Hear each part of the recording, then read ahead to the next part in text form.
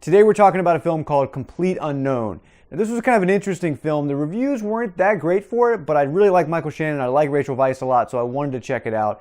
It's essentially a film about kind of self-reinvention. The film stars Rachel Weisz, who essentially has been kind of changing her identity, changing her job, changing her location over the years, and kind of reinventing herself. She ends up at a birthday party for Michael Shannon's character, and he immediately recognizes her as someone from his past. I actually enjoyed the film, I think a lot more than a lot of the critics did, because I found the subject matter very relevant and very interesting. The general discussion that the film creates is, why do so many people settle with their lives, right? They may not be thrilled with their home life, they may not like their job, but they just kind of stick to it.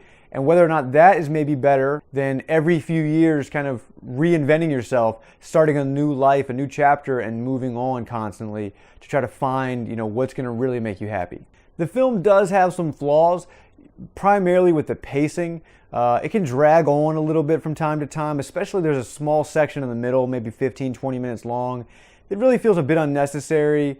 It's a little bit of kind of visual art there that's kind of taking its time, and you kind of a little bit lose the interest that you had in that first half of the film. It is a really good looking film though, from director Joshua Marston, but there could be a little bit too many of those ultra close-ups on people where you can kind of barely see their faces.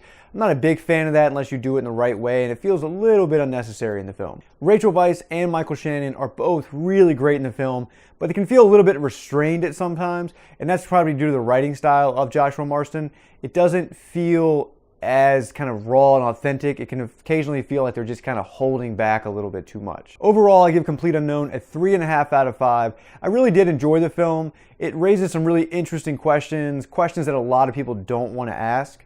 With better writing and a little bit more purposeful directing, it could have been even better. Let me know what you guys think of A Complete Unknown down in the comments section. I want to hear from you. If you liked the video, hit the like button, subscribe to the channel, and I'll see you guys at the next Culture Critic.